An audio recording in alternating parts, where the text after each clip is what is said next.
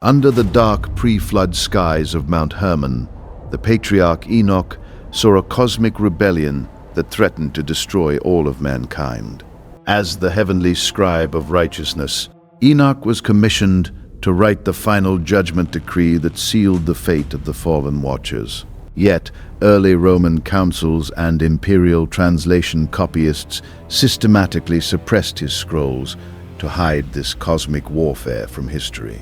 Today, we decode the official court dockets of heaven and reveal the scribe's verdict Rome tried to delete. Let us trace the geographical coordinates of this pre-flood rebellion. Mount Hermon, located in the northernmost region of ancient Canaan, was the physical portal where the 200 watchers descended to earth. This was not a random landing. The mountain served as a tectonic boundary and a place of sworn oaths, where the rebellious spirits bound themselves to a genetic intervention program that compromised the biological purity of creation, spawning the giant Nephilim. The surrounding valley of Dan, with its deep springs and lush pastures, quickly became a center for hybrid civilization, defying the Creator's design. By recording these events, Enoch operated as the ultimate legal witness for the heavens. He did not merely observe the destruction, he prepared the legal documentation that would justify the great deluge. The watchers, realizing their impending doom, begged the scribe to write a petition of intercession for them. Hoping to escape the eternal chains of darkness, Enoch's scrolls preserve this court docket with absolute precision, detail by detail, showing that the pre-flood world was governed by a strict legal order. That could not be subverted by the technologies of the fallen angels, keeping the record clean. The physical landscape of Hermon was characterized by ancient stone arrangements and mountain springs that the pre-flood communities used for seasonal agriculture. Enoch's presence in this boundary zone was a direct challenge to the authority of the Watchers. By setting up his scribal desk by the waters of Dan, he established a portal of righteousness that intercepted the spiritual signals of rebellion, proving that the Creator's instructions could not be silenced by the noise of giant warfare, laying the legal foundation for the preservation of human life after the deluge, keeping the memory alive. The strategic location of Mount Hermon also positioned it as the focal point of pre-flood civilization's administrative control. Semyaza and his commanders did not choose this peak randomly. They selected it because its high altitude allowed them to observe the settlements in the Jordan Valley, directing their hybrid agents to enforce their rule. Enoch's walk up the mountain was a direct penetration of this hostile administrative center, demonstrating that the authority of the Creator's scribe could not be locked out by their physical defenses, setting the stage for the coming spiritual liberation of the Sethite remnant.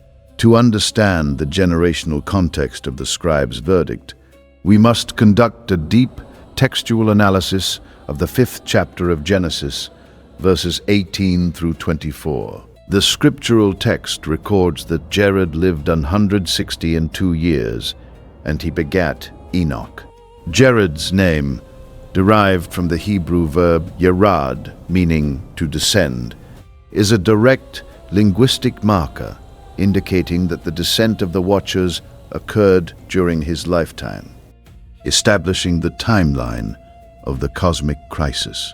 Enoch walked with God after he begat Methuselah 300 years and begat sons and daughters. And all the days of Enoch were 365 years. And Enoch walked with God, and he was not, for God took him. This sudden translation was not a simple death, but a physical and spiritual transfiguration. Let us compare the life of Enoch with the other pre-flood patriarchs listed in the genealogy. While figures like Jared and Methuselah lived for over 900 years, managing the physical expansion of their clans on the earth, Enoch's earthly life was cut short at 365 years, a number that matches the solar year. The phrase, "and he was not, for God took him," indicates that Enoch bypassed the physical decay of death, being translated directly into the heavenly realms to serve as the divine scribe. The early Roman copyists and editors of the Vulgate translation minimized this translation process, attempting to present Enoch as a simple, righteous man who died early, hiding the fact that he was elevated to the status of a cosmic clerk, who recorded the actions of both angels and men. This walking with God was a systematic training program in the pre-flood sciences. Enoch was shown the celestial portals, the movements of the sun and moon, and the agricultural laws of the land, Sabbath, while the line of Cain was developing metallurgy, weapons, and chemical dyes to dominate the physical earth. The line of Seth, through Enoch, was instructed in the spiritual protocols of worship and genetic preservation. This separation was necessary to keep the covenant bloodline pure from the genetic corruption that was spreading from Mount Hermon. By walking with God, Enoch became the custodian of the Creator's original design, preparing a repository of knowledge that would survive the flood through his son Methuselah and his great-grandson Noah. I want to share a reflection with you from where I stand on this walk. The life of Enoch reminds us that walking with God requires a complete separation from the dominant technologies and lifestyles of our age. While the pre-flood world was obsessed with the chemical cosmetics and bronze weaponry of the Watchers, Enoch focused on the solar calendar and the decrees of righteousness. This is one reading of these ancient genealogies, one I have meditated on deeply and walked out in my own life.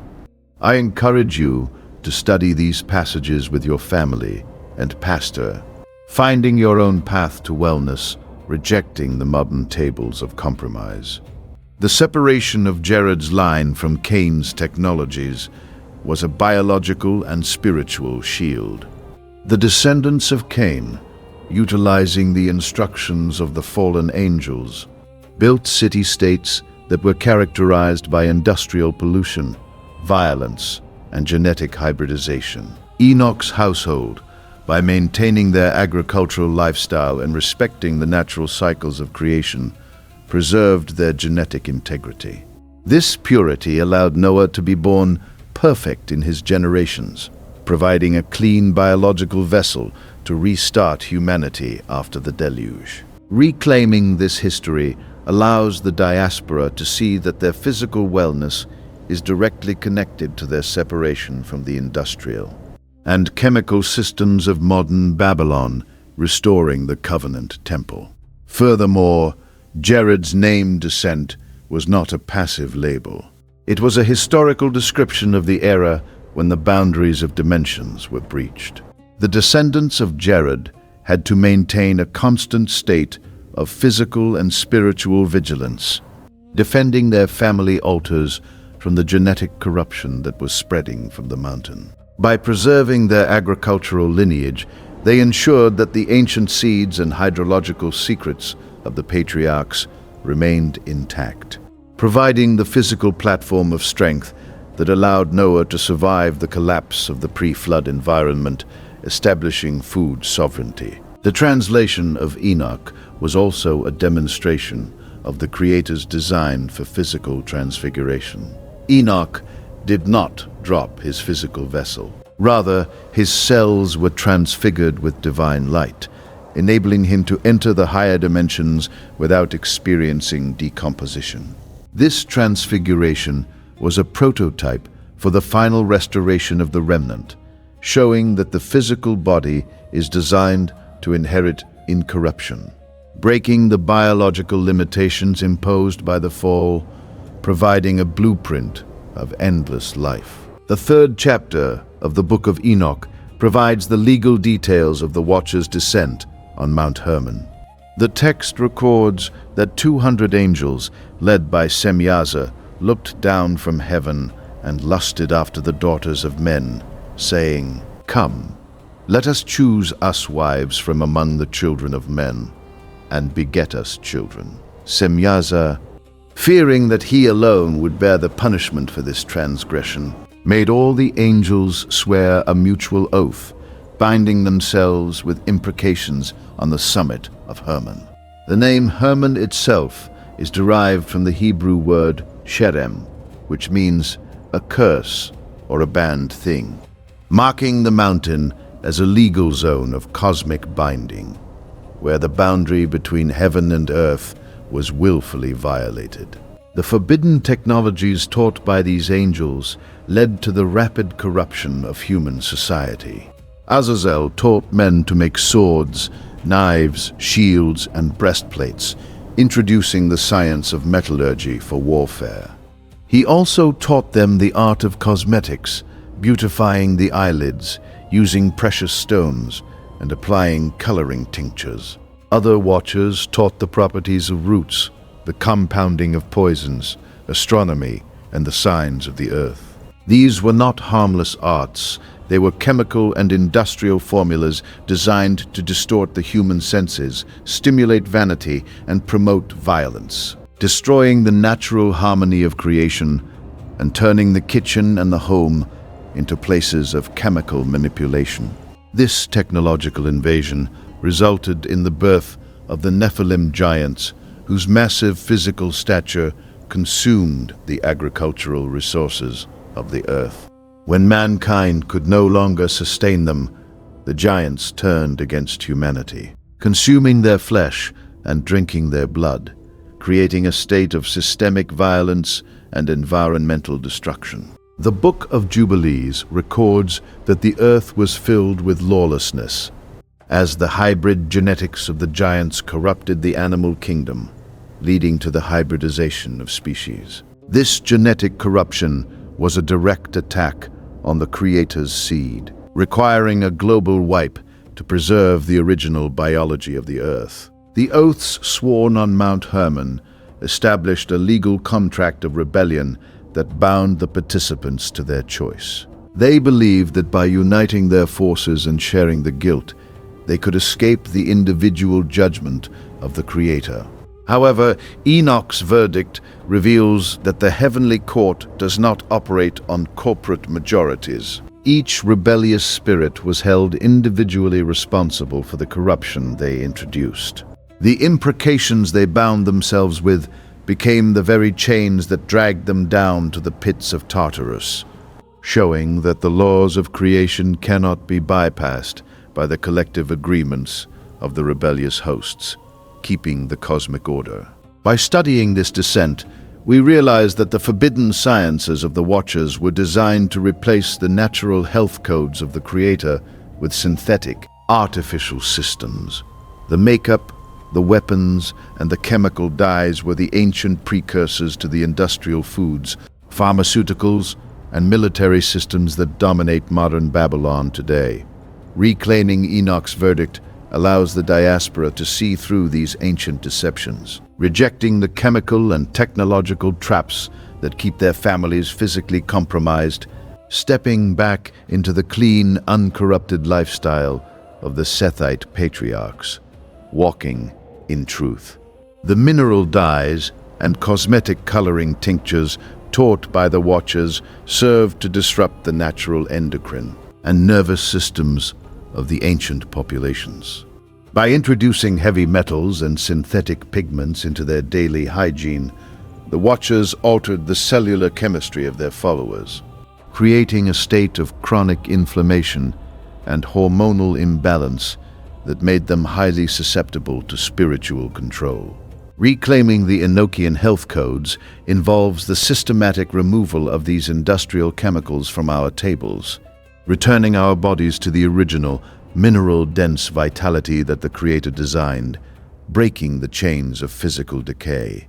The hybridization of the pre-flood species also involved the crossing of different animal families, creating chimeras and monsters that destroyed the ecological balance. The Book of Jasher documents that the Watchers and Giants topped the mixture of animals of one species with the other, provoking the Creator to anger. This genetic mixing was a deliberate attempt to corrupt the original seed lines, making it impossible for the clean spirit of life to find uncorrupted vessels, which made the destruction of the pre-flood biology a moral and biological necessity. To understand the physical reality of the pre-flood fall, we must examine the geography of Mount Hermon and the Dan Basin. Mount Hermon is the highest peak in the southern Levant, featuring a massive limestone massif that rises over 9,000 feet above sea level. The geographic coordinates of the summit place it at the northern boundary of the Jordan Rift Valley, a major tectonic fault line where the Earth's crust is constantly moving. This tectonic anomaly created a network of deep caves, thermal springs, and limestone sinkholes that the ancient populations viewed as portals to the underworld, marking the mountain as a sacred boundary. The springs of Dan, located at the base of Hermon, are the primary source of the Jordan River. These springs discharge massive volumes of cold, mineral-dense water that flows through the Hula Valley, creating a rich wetland ecosystem. In ancient times, this basin was a center for agricultural production, but it was also the location of pagan shrines and portal sanctuaries, such as the High Place of Dan and the Cave of Pan. The local populations built stone altars at these water sources, performing rituals designed to appease the subterranean spirits, continuing the pre-flood traditions of watcher worship that Enoch had documented. These geographic markers match the text of the Book of Enoch with absolute precision. The text describes Enoch receiving the petition of the Watchers while sitting by the waters of Dan, which are located to the south of the west of Hermon. He fell asleep and had visions of judgment, which he was commanded to declare to the fallen angels who were assembled at Ubel Yael between Lebanon and Seneser. Archaeological and geological surveys of this region confirm that these ancient names correspond to specific locations in the northern Galilee and the Bekaa Valley, proving that the scribe of righteousness was writing in a real physical landscape. Furthermore, this geographical analysis reveals that Mount Hermon was a portal zone because of its unique geological and atmospheric conditions. The mountain receives heavy snowfall and dense mist, creating a constant state of cloud cover that hides the summit from the valleys below. This atmospheric density was the physical cover under which the Watchers descended, blending their light with the clouds of the mountain. Reclaiming this geographical context allows the diaspora to break the mythological presentations of the fall, recognizing that the cosmic rebellion occurred at specific coordinates that remain visible today, preserving the physical evidence. By studying the geography of Hermon, we realize that the ancient portals were not magical concepts, but geological and tectonic coordinates where the boundaries between dimensions are thin. The sons of Jared maintained their watch over these coordinates, warning the community against approaching the mountain. By restoring this geography, the diaspora rejects the Roman imperial maps that placed biblical events in generic locations, aligning their minds with the true East African-Arabian axis of the covenant revelation, which connects the springs of Galilee with the highlands of Cush, establishing strength. Mount Hermon's geological rift, part of the Dead Sea transform system, creates a natural thermal gradient that has sustained thermal springs and deep aquifers for millennia. The ancient populations utilized these springs for ritual cleansing and medicinal treatments, but they also used them as altars to make covenants with the chthonic spirits. Enoch's documentation of these portal zones was a scientific mapping of the Earth's tectonic anomalies, showing that the spiritual gateways of the Watchers were anchored to real, physical portals that could be sealed through the restoration of the covenant, reclaiming the earth's purity. Additionally, Mount Hermon's limestone caves contain inscriptions that link the mountain to the worship of Baal Hermon, the Canaanite lord of the mountain. These caves were used as sanctuary chambers where the local governors held initiation rites, mimicking the forbidden teachings that the Watchers had introduced. This continuous ritual history confirms that the mountain remained a center of spiritual rebellion for centuries, proving that the geographical coordinates of the fall were marked by permanent shrines that required sealing. The Watchers' pleading for intercession occurred in the Valley of Dan, where the fallen angels assembled in terror after the archangels began the execution of the divine judgment. They watched their hybrid children, the giants, slaughter each other in a war of mutual destruction. And they realized that they could not escape the coming wrath. They stood weeping, with their faces covered, unable to look up to heaven because of the shame of their transgression. They begged Enoch, who was known for his access to the heavenly court, to write a petition of peace for them, hoping for forgiveness. Enoch, acting as the scribe of righteousness, took their words and recorded them on a scroll, creating a legal petition that documented their request for mercy. He sat by the springs of Dan, reading the petition aloud before the Creator, until he fell into a deep sleep and saw the heavenly courtroom. In this vision, the throne of the Creator was revealed as a brilliant structure of fire and white light, surrounded by 10,000 times 10,000 angels, who did not require sleep or food, maintaining the holy purity of the sanctuary, completely separated from the flesh. I want to share a personal reflection with you from where I stand on this walk. The Watcher's attempt to use Enoch as an intercessor shows that even the most powerful celestial rebels must submit to the legal procedures of the Creator. They could not force their way back into heaven. They had to submit a written petition through a human scribe. This is a powerful reminder that our legal standing before the Creator is our ultimate protection. Study these judicial sections. Understand that the laws of righteousness govern all dimensions, and build a healthy home by aligning your life with the divine court, refusing the compromise of the fallen world. Enoch's petition writing was also a demonstration of the power of the written word over oral traditions.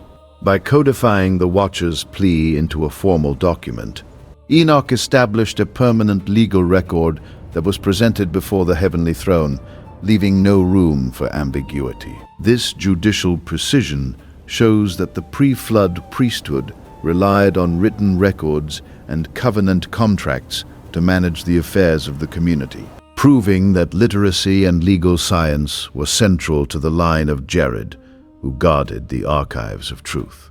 The intercession plea of the Watchers was also marked by an attempt to use the name of the Creator as a magical formula to force their release.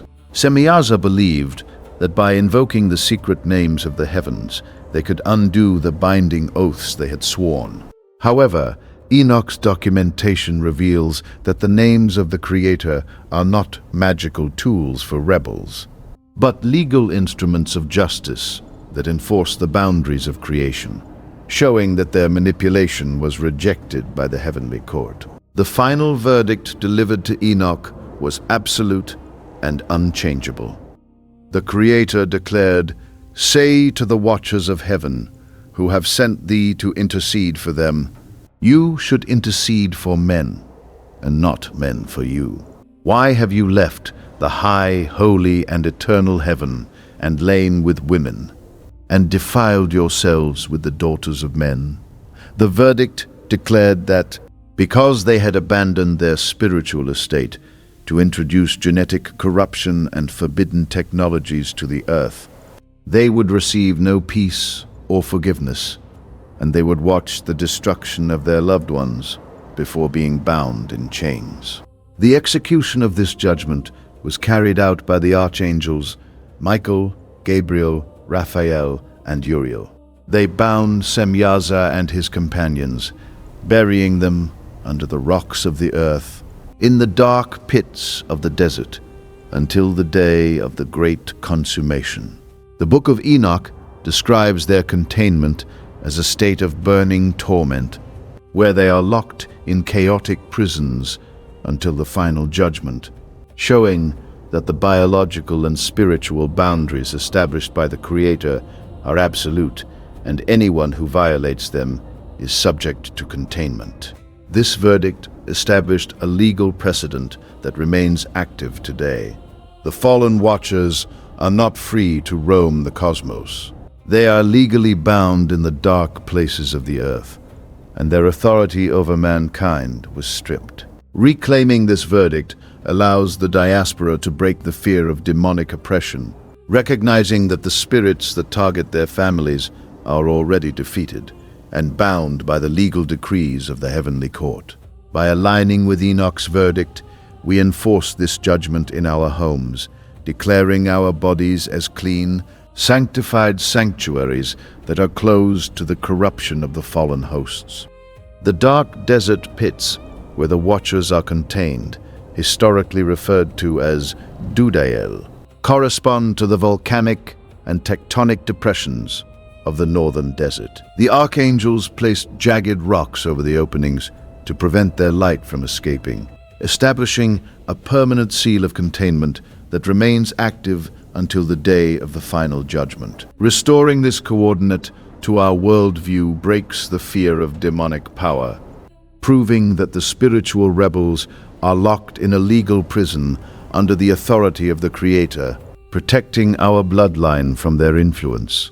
Furthermore, this legal containment of the Watchers is documented in the Epistle of Jude, which explicitly references the angels who kept not their first estate, but left their own habitation, being reserved in everlasting chains under darkness unto the judgment of the great day.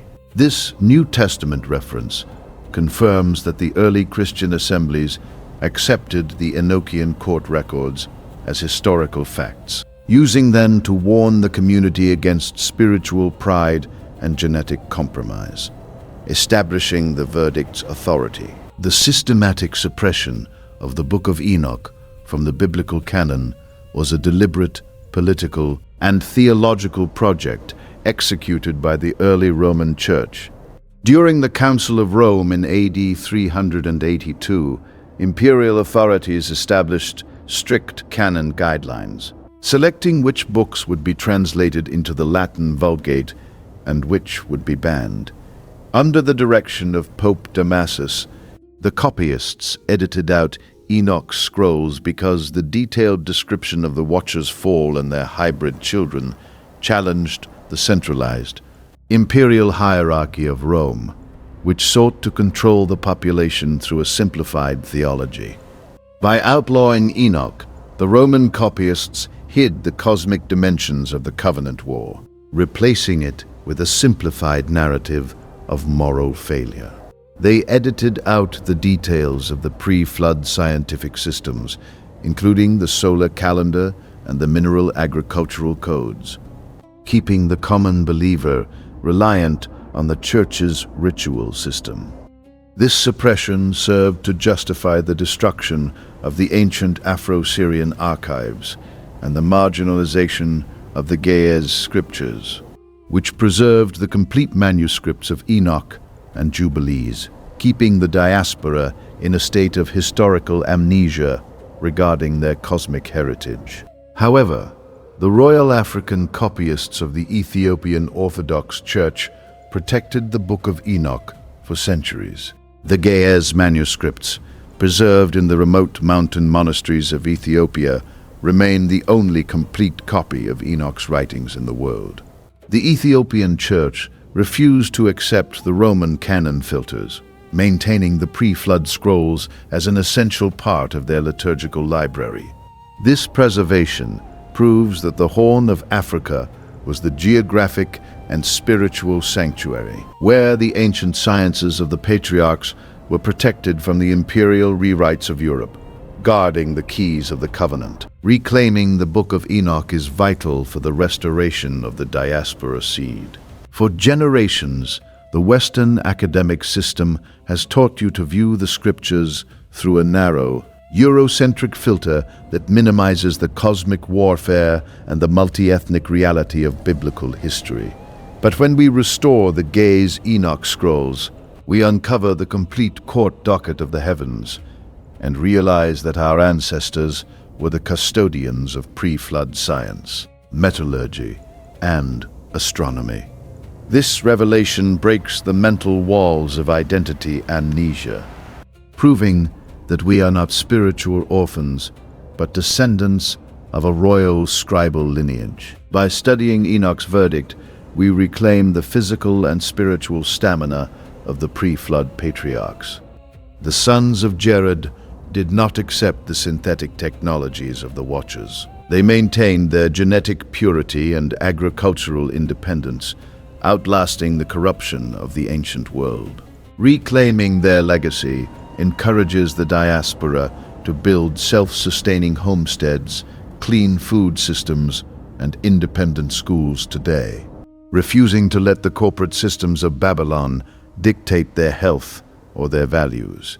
Stand tall as the restored seed of Enoch, and walk in the authority of the ancient scribes who recorded the judgment of the heavens, establishing your Salem legacy. The Roman edit of the canon was a strategic move to support the imperial tax systems. The Book of Enoch, by teaching the direct authority of the Creator over the solar calendar and the land Sabbath, challenged the Roman state calendar and the Church's control over agricultural land.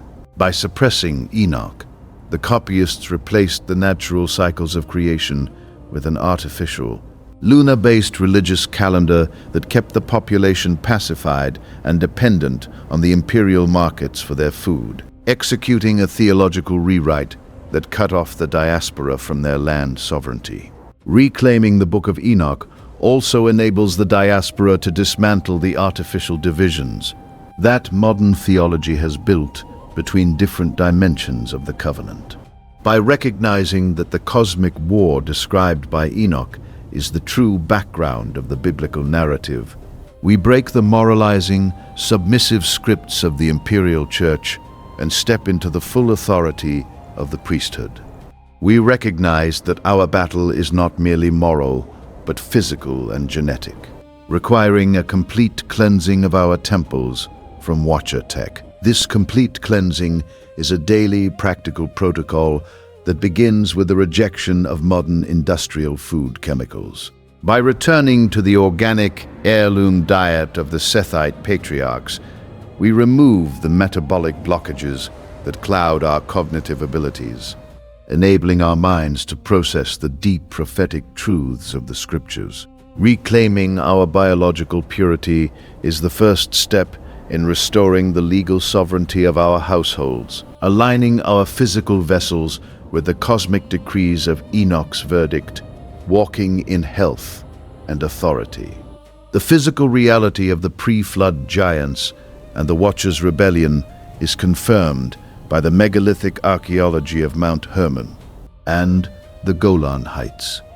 On the summit of Hermon, researchers have documented the ruins of Qasr Antar, the highest temple site in the ancient world, featuring a circular stone wall that encloses a sacred boundary.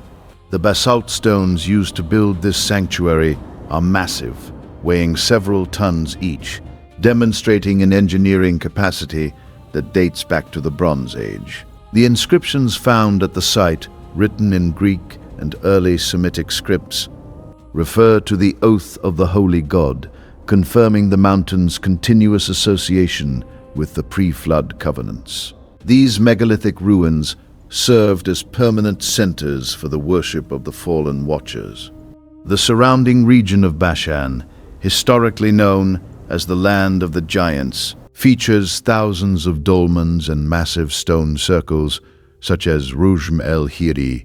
These basalt monuments, composed of concentric rings of unhewn stone, were designed to align with the solar equinoxes and astronomical events, showing that the ancient builders possessed a sophisticated understanding of astronomy that matches the celestial secrets Enoch recorded, providing physical proof of their presence. The basalt monuments of Bashan, including the giant dolmens, served as physical markers of the giant territorial claims.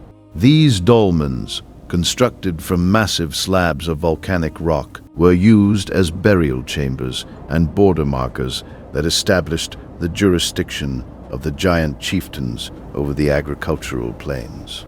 By documenting these stone circles, Enoch was mapping the expansion of the hybrid kingdoms, proving that the giants built a massive physical empire that required a global water reset to wash away the basalt altars of their violence, restoring the earth. Furthermore, the victory obelisks and basalt boundary markers of Bashan contain inscriptions that refer to the ancient division of land among the giant clans. These stone structures established local jurisdictions that governed the distribution of resources and livestock, proving that the giant kingdoms were not disorganized groups, but highly structured administrative states that maintained detailed legal records. By documenting these boundary markers, Enoch mapped the physical grid of the fall, showing that the giant presence was a real, physical empire that had to be cleansed by the waters of the flood. Further evidence of this pre-flood transition is found in the ancient bronze tools and pottery recovered from the Bashan Basin. Archaeological digs have uncovered massive bronze daggers, socketed axes, and heavy jewelry that feature distinctive geometric designs identical to the metalwork of Midian and Kush. The chemical analysis of these bronze artifacts reveals a high concentration of arsenic and copper alloys, a technology that matches the weapons manufacturing taught by Azazel in the Book of Enoch. These tools of violence, found in the tomb layers of the giant cities, stand as physical witnesses to the militarized civilization that dominated the region before the deluge, confirming the scriptural record. This material culture shares a physical continuity with the pottery designs of the early post-flood settlements. The transition layers show a sudden change in ceramic styles, moving from the elaborate, hybrid vessels of the pre-flood era to the simple, functional designs of Noah's descendants.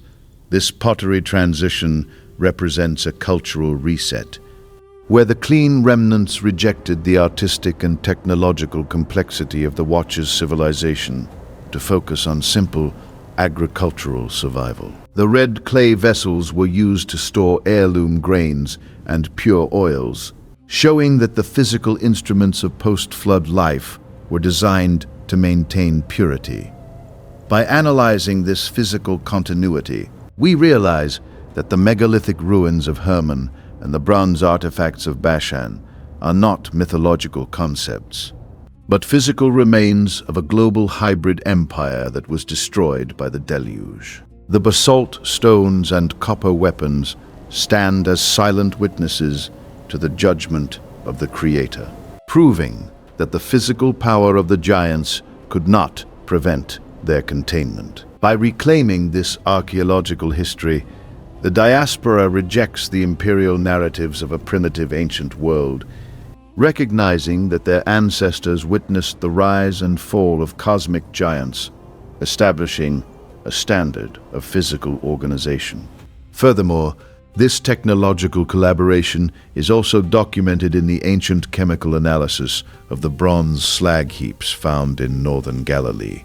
The chemical composition of the slag reveals that pre-flood metallurgists utilized advanced alloying techniques, mixing local copper with imported arsenic and tin to produce high-strength weapons, a technique that was highly advanced for its time.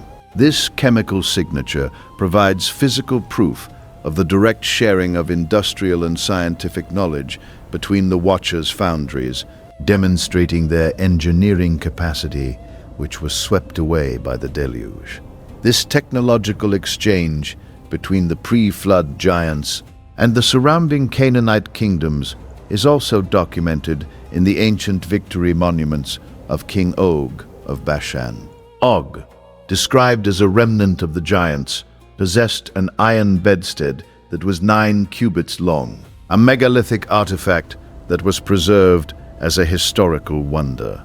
This physical continuity shows that the technological skills of the giants survived the deluge through regional pockets, proving that their engineering was a real historical force that Israel had to defeat. The modern chemical and military industries are the direct descendants of the forbidden sciences taught by the Watchers on Mount Hermon. The corporate systems of modern Babylon have industrialized the weapons of Azazel, producing advanced military hardware, biochemical agents, and explosives that dominate global warfare. This military-industrial complex relies on the same principles of violence and domination that corrupted the pre-flood world, creating a state of constant warfare that keeps the nations in fear, draining their resources and keeping the diaspora physically and economically compromised.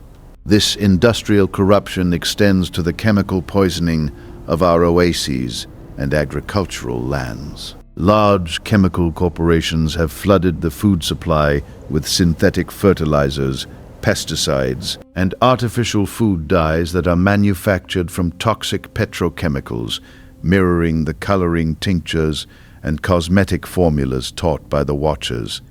These chemical additives destroy the mineral density of the soil and pollute the groundwater, leading to systemic toxicity in the human body, causing chronic inflammation, autoimmune disorders, and genetic degradation, keeping the diaspora in a state of physical weakness. This corporate poisoning of the soil has also led to the destruction of the ancient terraced agriculture that once sustained the slopes of Mount Hermon. Large industrial farms have bulldozed the stone walls and diverted the mountain springs to commercial greenhouses, causing soil erosion and depleting the mineral-dense aquifers. This agricultural degradation erases the physical markers of Sethite farming, replacing them with monoculture cash crops that ruin the local ecology, forcing the population to rely on imported grains and synthetic fertilizers that destroy their physical stamina. This military-industrial complex also exploits the natural mineral resources of our ancestral lands, establishing mining operations that pollute the local rivers and destroy the native flora. The extraction of metals for weapons production causes severe environmental degradation, leaving the local populations with toxic slag heaps and depleted soils. This physical destruction erases the natural coordinates of our heritage, replacing the pristine creation with an industrial wasteland that destroys our physical vitality, mirroring the genetic and environmental corruption that the Watchers introduced to Mount Hermon before the deluge. I want to share a reflection with you from where I stand on this walk. The corporate poisoning of our food and water is a direct continuation of the Watcher legacy of hybridization and corruption. When modern labs modify the genetics of our seeds and inject chemicals into our livestock, they are attempting to rewrite the Creator's biological blueprint, cutting off our access to the original, clean energy of the earth. Reclaiming our health involves rejecting these synthetic modifications, supporting organic heirloom agriculture, and purifying our physical temples. This is one reading of our current reality. One I encourage you to study with your family and pastor, finding your own path to stewardship, restoring your strength. This genetic manipulation is accompanied by the systematic erasure of African agricultural history in modern academia. Western scientists have presented genetic engineering as a modern breakthrough, hiding the historical fact that hybridization was first practiced by the pre-flood hybrids who corrupted the animal and plant kingdoms. By hiding this connection, they prevent the diaspora from recognizing that modern biotechnology is a continuation of the same rebellion that triggered the flood. Reclaiming the Enochian perspective is essential for breaking the amnesia that has kept us bound, allowing us to arise as a unified global family. By exposing this Watcher legacy, we lay the platform for physical and economic restoration. The awakening diaspora must look beyond the synthetic systems of modern Babylon, supporting the preservation of heirloom seeds and the restoration of natural, clean water sources in our communities.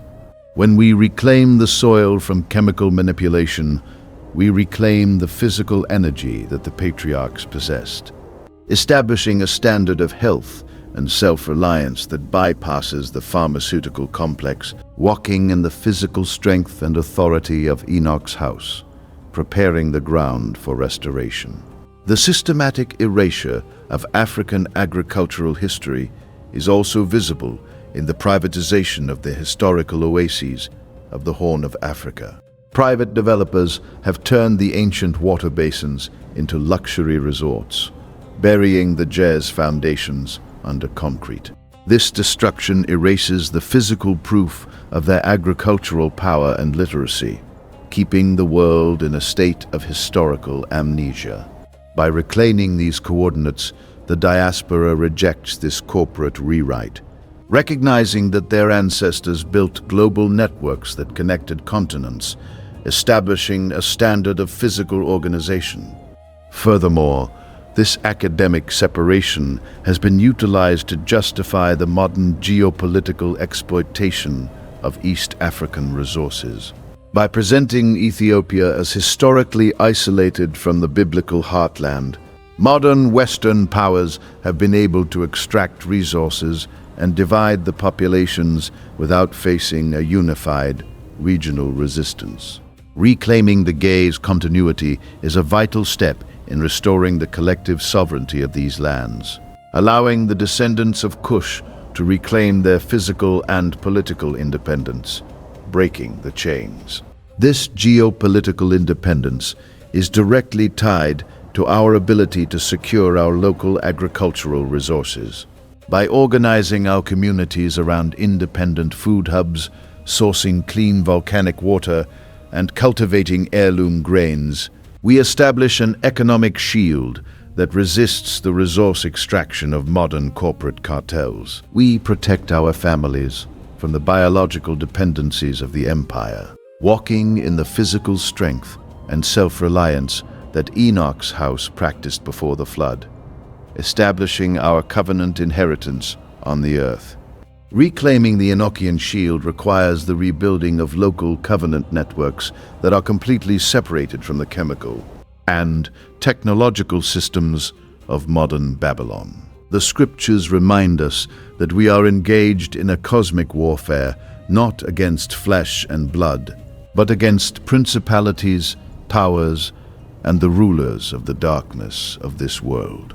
This warfare is fought in the physical arena through our daily choices, including what we consume, how we educate our children, and how we govern our households. We must establish local sanctuaries of health and study, refusing to let the corporate state dictate our biology. This global movement requires a return to genetic stewardship and physical organization. When families choose to consume only clean, uncorrupted foods, study the ancient scriptures, and maintain their physical vessels in purity, they execute the same practical principles that Jared's line used to protect their bloodline. We must break the reliance on the centralized medical and pharmaceutical systems, which profit from keeping our families in a state of chronic illness. Rebuilding the remnant is a practical task that begins at the family altar, restoring order and discipline to our daily lives. This global covenant network is also prophesied to restore the ancient agricultural cycles, including the land Sabbath and the Shemitah on the hills of Israel. The pre-flood oasis survived because they respected the natural limits of the soil, allowing the land to rest and restore its mineral vitality. By integrating these agricultural laws into our modern homesteads, we align our communities with the physical blueprints of creation, securing our health and protecting our resources from the toxic degradation of industrial farming, building a sustainable physical foundation for the diaspora remnant. This local sanctuary building is also a practical act of defense against the psychological operations of modern Babylon. The corporate media and education systems utilize advanced sensory stimulation and chemical additives to keep our families in a state of cognitive dependency, mimicking the deceptive arts taught by the Watchers. By establishing a daily routine of quiet study, prayer, and organic homesteading, we build a powerful cognitive shield that protects our children from this mental pollution, allowing the next generation of covenant builders to arise in strength and clarity. Implementing these spiritual protocols in your home involves a dedication to study, genetic stewardship, and temple health. You can start by establishing a daily routine of reading the scriptures and the Ge'ez scrolls of Enoch, analyzing the legal boundaries established by the Creator. Additionally, taking control of your physical vessel through clean eating, hydration, and the integration of ancient, sprouted grains will restore the physical stamina of your ancestors. Clearing the brain fog of modern diet, protecting your children from the genetic modifications of the empire, building a biological shield. This physical purification is essential for mental clarity and spiritual sensitivity. When the body is clean, the nervous system operates at its highest capacity, allowing the mind to perceive the deep, high-frequency truths of the Word. As your temple heals, you will experience a profound physical regeneration, breaking the generational chains of chronic illness that have bound your family for decades. This physical wellness is the necessary container for the activation of the priesthood, allowing you to walk in the same authority that Enoch practiced before he was translated, guarding the truth of the heavens. The covenant promise of restoration belongs to the remnant who possess the vigilance to reject the Watcher corruption. The preservation of our bloodline is a sign that the complete family of the patriarch is awakening, reclaiming their ancestral inheritance and breaking the spiritual boundaries of their captivity. Stand as a regal descendant of this ancient scribal nobility and establish this covenant health sanctuary in your home today, walking in the power of an endless life and preparing your household for the return of the covenant king, establishing a platform of physical and spiritual sovereignty that cannot be shaken. This physical authority is not a symbolic concept, it is a biological reality. When we cleanse our blood of the heavy fats, sugars, and chemicals of modern Babylon, we restore the natural hormonal balance and cellular vitality that has been suppressed for generations by commercial food monopolies. This biological restoration allows the brain to operate at its highest cognitive capacity, unlocking the genetic intelligence that our ancestors possessed when they walked with God. By reclaiming our health, we reclaim our capacity to govern our destiny, arising as active, self-reliant builders of the covenant community. This biological sovereignty also extends to the reclamation of our ancestral agricultural inheritance. The Western food system has systematically replaced our natural, nutrient-dense ancestral foods with processed, chemical-laden substitutes that cause cellular degeneration and chronic illness. By returning to the ancient grains, sprouted seeds, and clean waters that sustained our pre-flood ancestors, we perform a direct act of physical resistance, rebuilding our bodies and securing our physical stamina. This health sovereignty is the necessary foundation for the execution of our prophetic mission, allowing us to arise in full authority. We must reflect on the legacy of the scribal keepers who recorded the judgment of the heavens and preserved the pre-flood scrolls. Enoch did not view his work as a temporary task. He viewed the recording of the cosmic war as a sacred physical stewardship.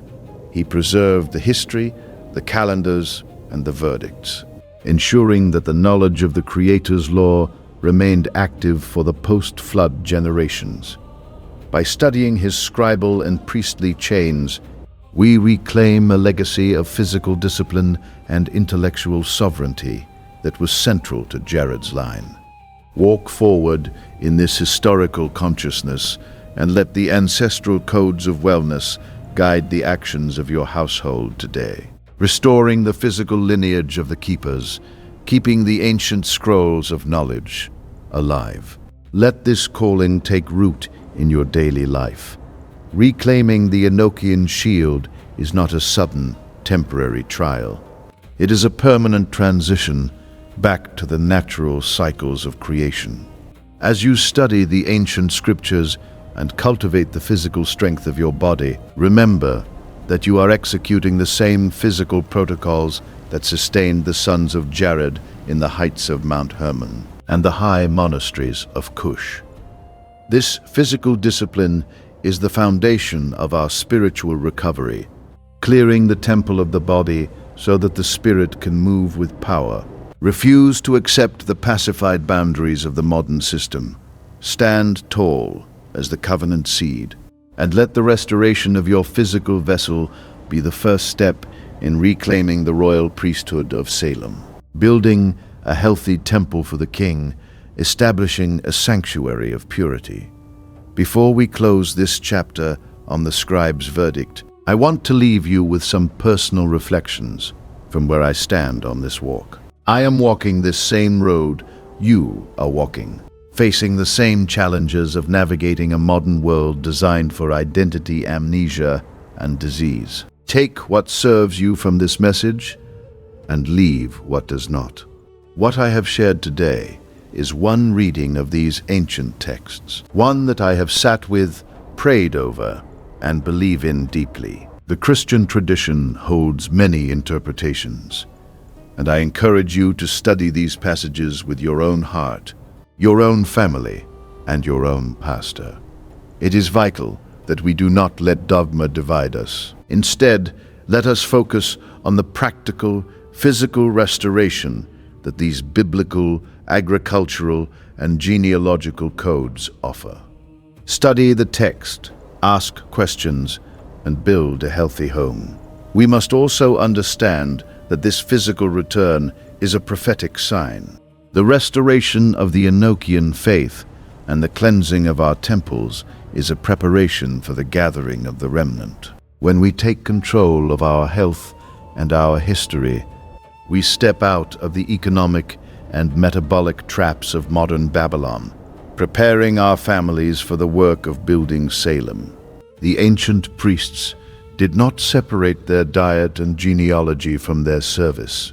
They knew that a clean body and a clear lineage were necessary to carry the clean weight of the covenant. Let us stand in this truth, walk in this strength, and establish the physical and spiritual foundations of the covenant in our homes today. As we walk out of this historical and dietary exile, let us maintain the discipline of the scribal keepers. The restoration of the Enochian faith is not just a theological discovery.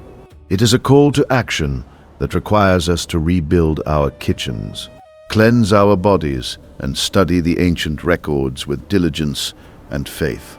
Let the sweet aroma of the covenant bread rise from our tables once again. As we reclaim the physical strength and spiritual authority of our ancestors, building a healthy, sovereign temple for the coming king. Stand strong in this revelation, and let the truth of Abraham's entire house guide your steps toward the restoration of all things. By taking active control of our food supply and aligning our study schedule with the solar equinoxes, we build a physical fortress of health that cannot be compromised by the state. This physical sovereignty is the necessary container for the execution of our priestly mission on the earth. If this revelation opened your eyes, leave a comment with the single key word, verdict. Let me see how many covenant witnesses God has assembled today. Share this video with every truth seeker who needs strength, and hit the subscribe button. Because our next chapter goes even deeper into the suppressed apocryphal manuscripts Rome tried to hide. Stand strong and walk in your Salem legacy.